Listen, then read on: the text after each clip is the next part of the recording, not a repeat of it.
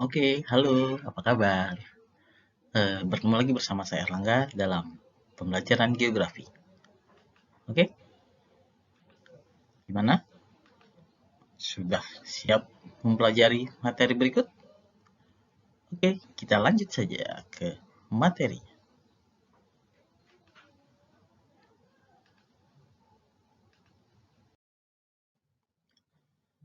Materi hari ini adalah pengetahuan dasar geografi. Ini untuk SMA kelas 10 ya.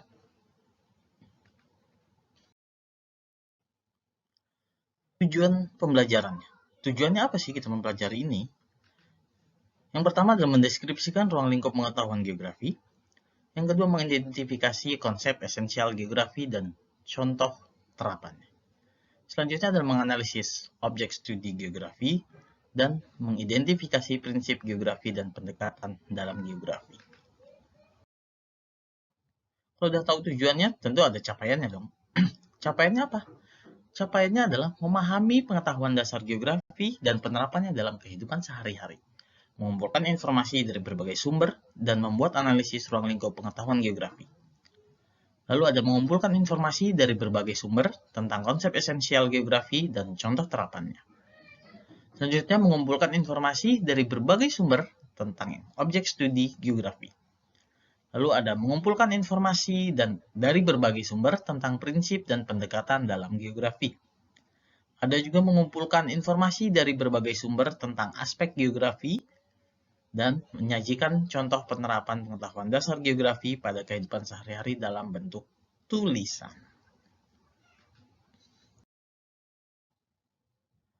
Kompetensinya apa? Ini kompetensi dasar 3.1 yang pertama adalah memahami pengetahuan dasar dan terapannya dalam kehidupan sehari-hari. 4.1 menyajikan contoh penerapan pengetahuan dasar geografi pada kehidupan sehari-hari dalam bentuk tulisan.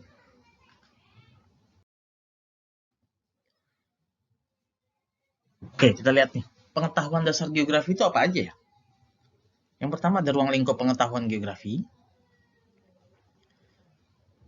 Ruang lingkupnya apa saja? Dari pertama pengertiannya, pengertian geografi ya kan, terus sejarah perkembangan geografinya, seperti apa dari awal sampai ke masa kini dan mungkin di masa depan ya. Lalu ada ruang lingkup geografinya. Ruang lingkupnya apa saja, materi yang dibahas apa saja itu masuk di ruang lingkup geografi. Lalu ada konsep esensial geografi dan contoh terapannya,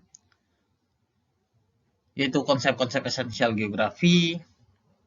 Lalu contoh penerapan konsep esensial itu seperti apa.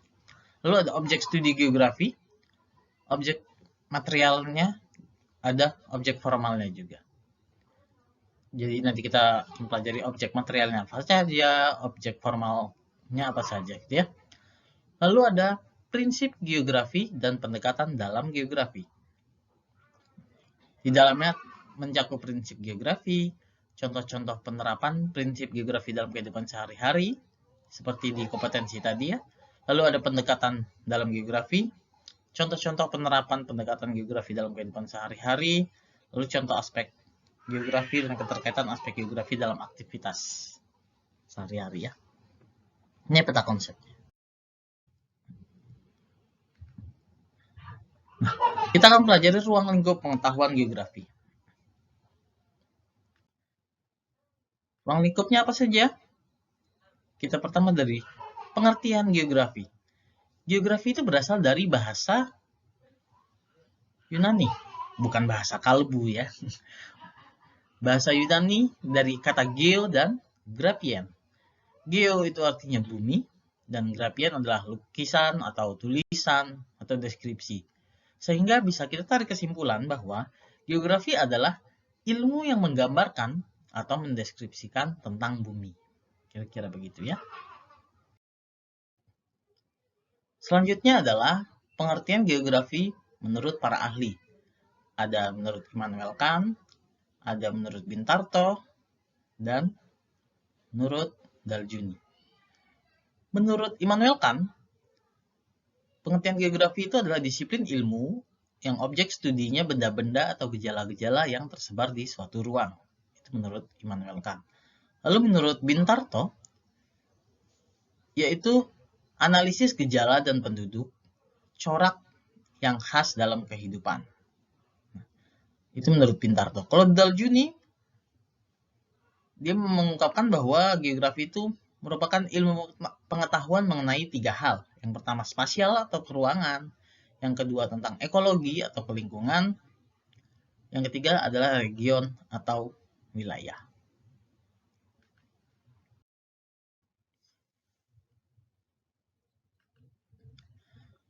Lalu kita lihat sejarah perkembangan geografi. Pada masa itu, Eratosthenes, dia membuat sebuah buku yang berjudul Geographica, yang mengartikan atau yang mendefinisikan geografi berdasarkan dari 2 kata, yaitu geo dan grafika, seperti di awal tadi kita bahas ya, bahwa geo itu artinya bumi dan grafika adalah artinya tulisan.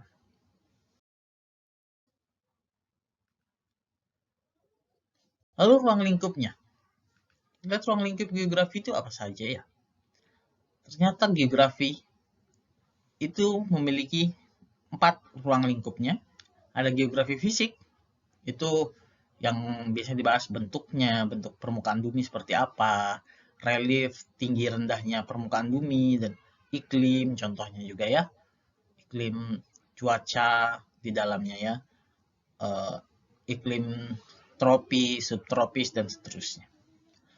Lalu ada geografi sosial. Sesuai namanya sosial, maka dia berisi tentang aktivitas, interaksi manusia, kegiatan manusia, itu ya, aktivitas tadi ya.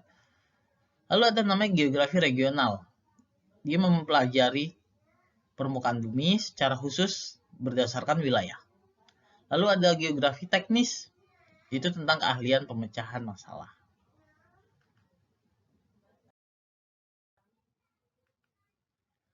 Spesialisasi ruang lingkup geografi. Ada geomorfologi, ada klimatologi, biogeografi, kartografi, geografi tanah, geografi kependudukan, dan geografi ekonomi.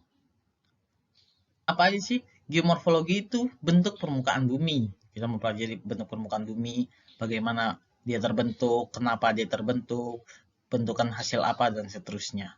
Itu geomorfologi. Kalau klimatologi, seperti tadi iklim ya, kita mempelajari iklim, bagaimana iklim itu berlangsung, apa saja faktor-faktor dan seterusnya, itu belajar di klimatologi. Tentang cuaca juga di situ ada. Kalau klimatologi di iklimnya, kalau cuaca ada meteorologi ya. Nah, mungkin Mbak Rara belajar di sana ya, kita nggak tahu. Lalu ada biogeografi, yaitu tentang persebaran flora dan fauna. Bio itu artinya kan kehidupan. Ada kartografi, itu ilmu yang mempelajari tentang proses pembuatan peta atau teknik-tekniknya pembuatan peta ya, itu kartografi. Geografi tanah, jelas dong seperti judulnya ya, tanah. Lalu ada geografi kependudukan, yaitu geografi yang mempelajari tentang penduduk suatu wilayah, bagaimana kelahirannya, kematian, perpindahan ya. Karena 3 faktor utama dari kependudukan adalah mortalitas, natalitas, dan migrasi. Lalu yang terakhir ada geografi ekonomi.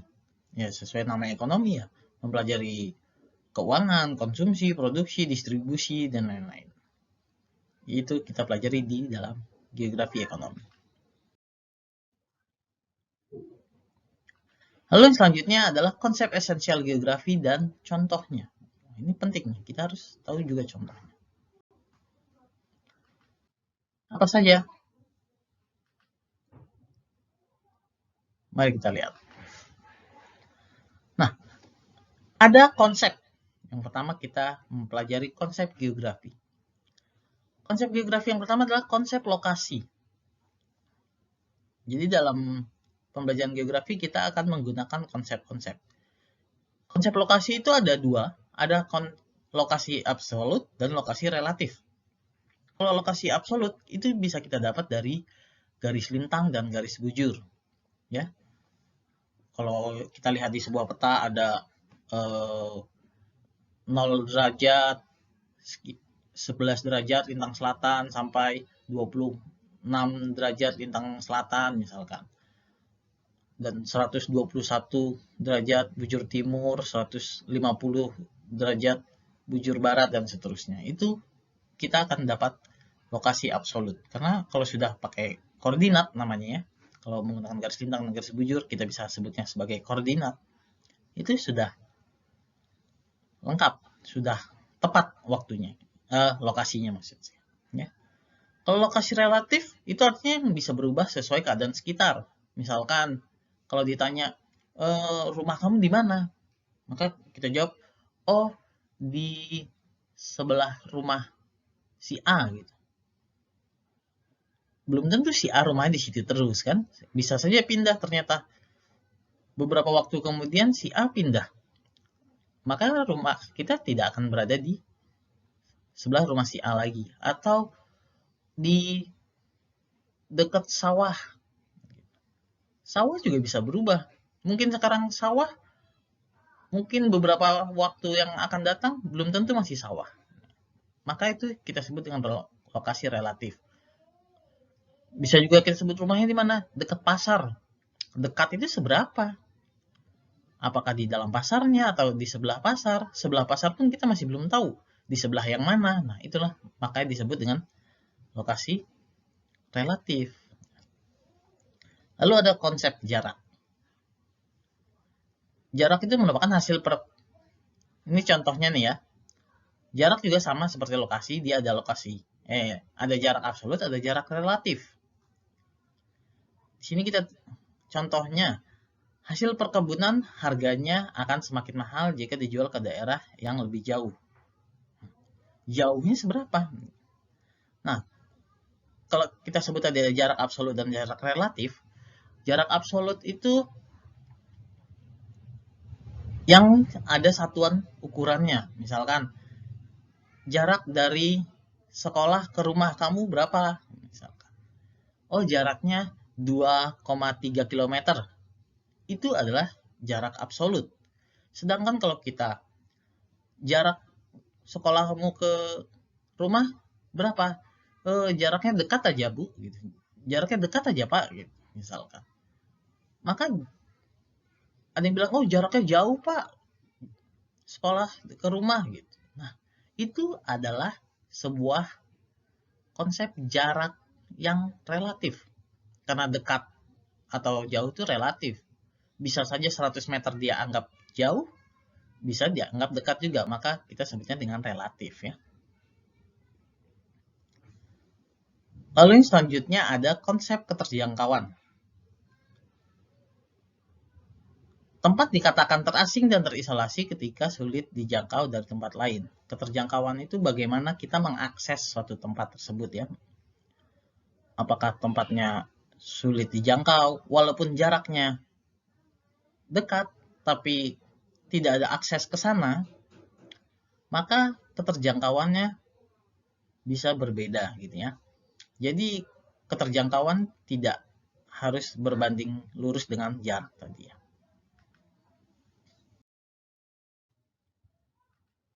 Lalu ada konsep morfologi. Contohnya wilayah pegunungan dengan lereng terjal sangat jarang digunakan untuk pemukiman. Itu kita mempelajari dengan konsep morfologi. Kenapa? Karena dalam konsepnya itu kita tahu kalau wilayah lerengnya terjal, masa bikin rumahnya miring kan tidak mungkin ya. Kalau untuk membuat pemukiman pasti yang dicari yang tanahnya atau permukaannya rata gitu. Kalau untuk yang lereng terjal mungkin bisa dibuat pertanian dengan terasering yang bertingkat-tingkat. Itu bisa ya. Lalu ada konsep aglomerasi. Contohnya pengelompokan kawasan industri. Sehingga ketika di sekitar itu banyak industri, maka akan dibuat, oh di situ kawasan industri. Misalkan di situ di sekitarnya pemukiman, maka dibuat situ kawasan pemukiman dan seterusnya ya. Lalu ada konsep pola. Contohnya apa? Daerah perkotaan itu merupakan pemukiman terpusat karena dia berkumpul di satu titik gitu, makanya disebut dengan daerah perkotaan merupakan pemukiman terpusat misalnya gitu. Ada juga yang polanya misalkan pemukiman yang di daerah yang banyak sungai, maka dia akan polanya mengikuti bentuk sungai karena transportasi dan segala sesuatunya, pusat kehidupannya berasal dari sungai, sehingga pemukimannya berada di sepanjang sungai. Itu pola namanya ya.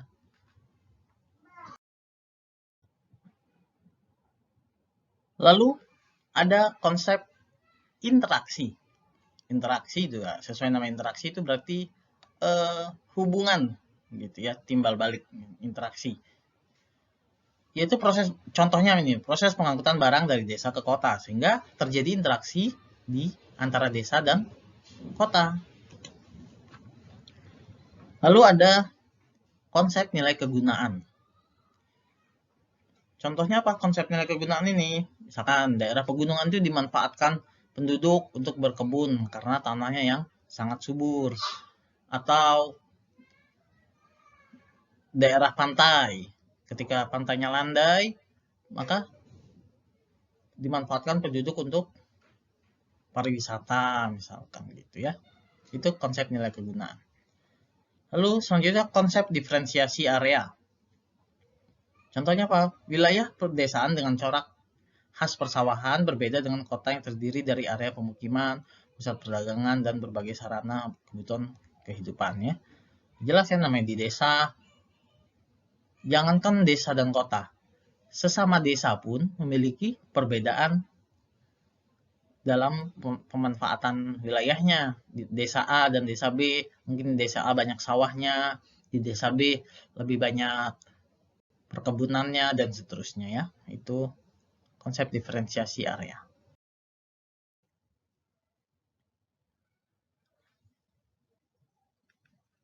Lalu yang terakhir ada konsep keterkaitan keruangan. Contohnya juga ini keterkaitan antara erosi dengan kesuburan tanah. Semakin besar tingkat erosi, maka kesuburan tanah semakin berkurang.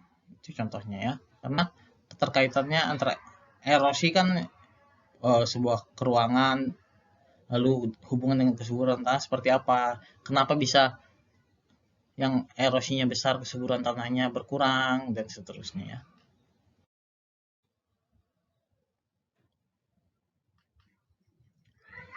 Kita masuk ke objek studi geografi.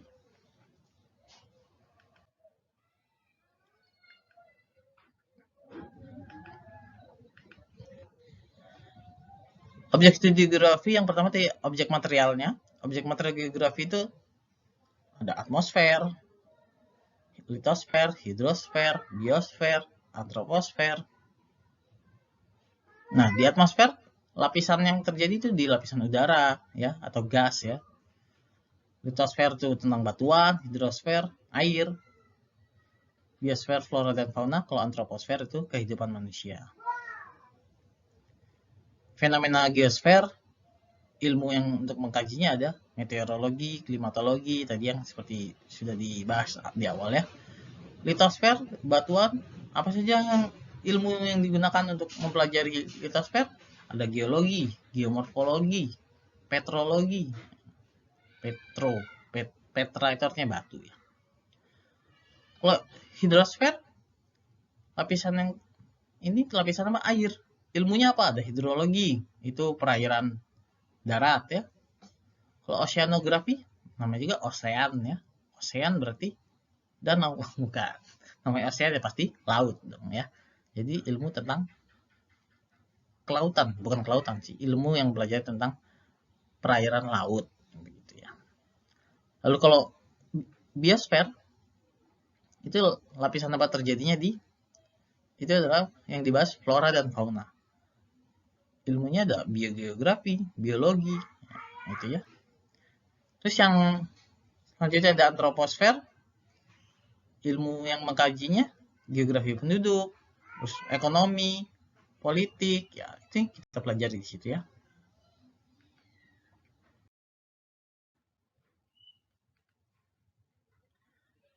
Tadi objek material nih objek formal. Objek formal geografi itu aspek pendekatan objek formal geografi ke ruangan, ke lingkungan, kewilayahan, dan waktu temporal. Itu maksudnya objek formal geografi itu kita mempelajari ke ruangan, secara ke lingkungan, secara kewilayahan, dan waktu temporal. Misalkan temporal itu tahun 2000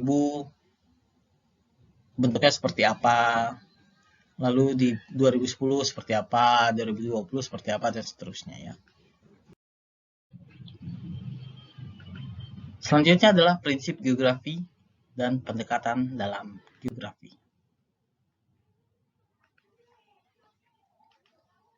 Prinsip geografi ya.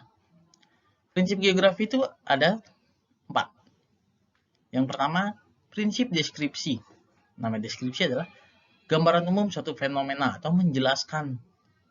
Kalau kita gampangnya menjelaskan sebuah fenomena, misalkan banjir, kenapa itu terjadi, bagaimana, dan seterusnya. Kita bisa menerapkan konsep 5W1H ya. What, why, who, dan seterusnya. 5W1H sampai how ya. Itu prinsip deskripsi. Interrelasi itu keterkaitan antara fenomena satu dengan fenomena lainnya. Yang ketiga ada prinsip distribusi, yaitu fenomena tersebar di satu wilayah dengan wilayah lainnya. Namanya distribusi, di tempat A, tempat B, tempat C, ada apa, dan seterusnya. Itu prinsip distribusi. Lalu prinsip kronologi, itu penggabungan dari ketiganya, dari deskripsi, interrelasi, dan prinsip distribusi. Ya, terima kasih. Ya, itu saja yang bisa saya sampaikan pada kesempatan kali ini, dan kalau gitu sampai jumpa.